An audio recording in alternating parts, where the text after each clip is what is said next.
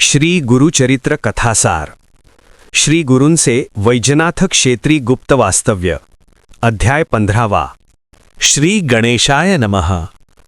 सिद्ध म्हणाले, नामधारका, तुम्ही खूपच चांगला प्रश्न विचारला आहे। आता मी काय सांगतो ते लक्षपूर्वक ऐका। पूर्वी परशुरामांनी समस्त पृथ्वी क्षत्रिय रहित केली। ती ब्राह्मणांना दान देऊन ते पश्चिम समुद्रावर गेले, पण त्यानेही ब्राह्मणांचे समाधान झाले नाही। ते अधिक जमीन मिळावी म्हणून त्यांच्यापाशी गेले। त्यांचा लोभ पाहून परशुराम कंटाळले आणि त्या ब्राह्मणांचा त्रास टाळण्यासाठी सागरात असलेल्या एका बेटावर जाऊन राहिले। साधूंचे महात्म्य वाढले की साधू, असाधू, धूर्त, हौशे, नवशे, गौशे असे असंख्य लोक त्यांच्या दर्शनासाठी गर्दी करतात। त्या प्रत्येकाचे काही ना काही गाऱ्हाणे असते। त्यांना त्या साधूंच्या कृपेने आपली अडचण दूर व्हावी असे वाटत असते। हे चक्र कधीही थांबत नाही। प्रश्न वरदान देण्याचा नसतो, तर त्यांच्यापैकी योग्य कोण, अयोग्य कोण हे पाहणेच गरजेचे असते। या सर्व गोष्टींमुळे साधूंना तपश्चर्येसाठी वेळ आणि एकांत मिळत नाही। श्री गुरु नृसिंह सरस्वतींनाही ही गोष्ट चांगली माहीत होती। म्हणूनच लोकांचा उपद्रव होऊ नये यासाठी ते वैजनाथ क्षेत्री गुप्त रूपाने राहिले। त्यावेळी श्रीगुरूंनी आपल्या शिष्यांनाही दूर ठेवले होते। त्या सर्वांना पाचारण करून ते म्हणाले, आता तुम्ही सर्वजण तीर्थयात्रेस जा आणि भारतभर भ्रमण करून नंतर श्रीशैल पर्वतावर या। शिष्य म्हणाले, गुरुदेव, सर्व तीर्थे गुरूंच्या चरणांशीच वास करतात असे श्रुती व पुराणे सांगतात। शास्त्रांचेही तेच म्हणणे आहे। मग आम्हाला का दूर लोटता? कृपा करून आमची उपेक्षा करू नका। तेव्हा ते म्हणाले, तुम्ही संन्यासी आहात हे लक्षात घ्या। संन्याशांनी 5 दिवसांच्या वर एकाच ठिकाणी राहू नये असा संकेत आहे। त्या नियमांचे पालन केलेच पाहिजे। म्हणून तीर्थयात्रा करावी। चंचल मनास आवरून ते स्थिर करावे आणि त्यानंतरच एका जागी वास्तव्य करावे। लोकोपकारासाठी अनुभव हवा। धर्माचे ज्ञानही आवश्यक आहे। म्हणूनच मी तुम्हाला तीर्थयात्रेला पाठवत आहे। पुढे यात्रा पूर्ण करून तुम्ही बहुधान्य संवत्सरात श्रीशैल क्षेत्री या। तिथेच आपली भेट होईल। शिष्य म्हणाले, गुरुदेव, तुमची आज्ञा आम्हाला प्रमाण आहे। आता आम्ही कोणकोणत्या तीर्थस्थानी जाऊन यावे याविषयी मार्गदर्शन करा।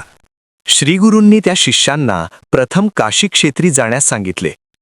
तिथून गंगा, यमुना, सरस्वती, करुणा, कुशावर्ती, कृष्णा, वेणी, वितस्ता, शरावती, मरुद्वृद्धा, असिकनी, मधुमती, सुरनदी, चंद्रभागा, रेवती, शरयू, गौतमी, वेदिका, कौशिका, मंदाकिनी, सहस्रवक्त्र, पूर्णा, बहुधा, वरुणा, वैरोचनी, सन्निहिता, नर्मदा, गोदावरी, तुंगभद्रा, भीमा, अमरजा, पाताळगंगा, कावेरी, ताम्रपर्णी, कृतमाला, पंचगंगा, मलयप्रभा, श्वेतशृंगी या नद्यांच्या तटाक यात्रा कराव्यात, म्हणजे अनेक तीर्थांचे दर्शन घेता येईल असे सांगितले।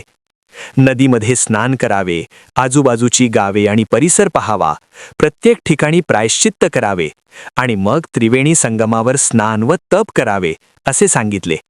मग कोणत्या दिवसात नद्यांचे पाणी मलिन असते, कोणत्या काळात नदीमध्ये स्नान करू नये, नदी स्नानासाठी योग्य आहे की नाही हे कोणत्या लक्षणांनी ओळखावे तेही सांगितले।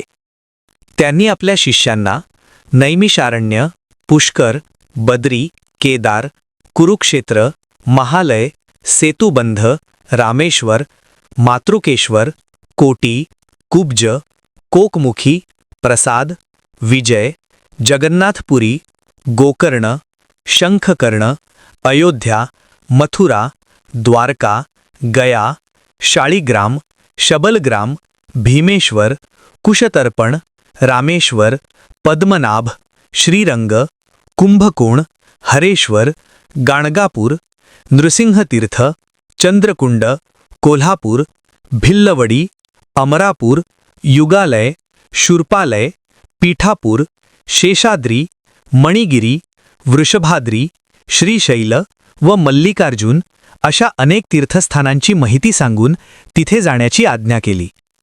श्रीगुरूंचा निरोप घेऊन ते शिष्य यात्रेसाठी गेले।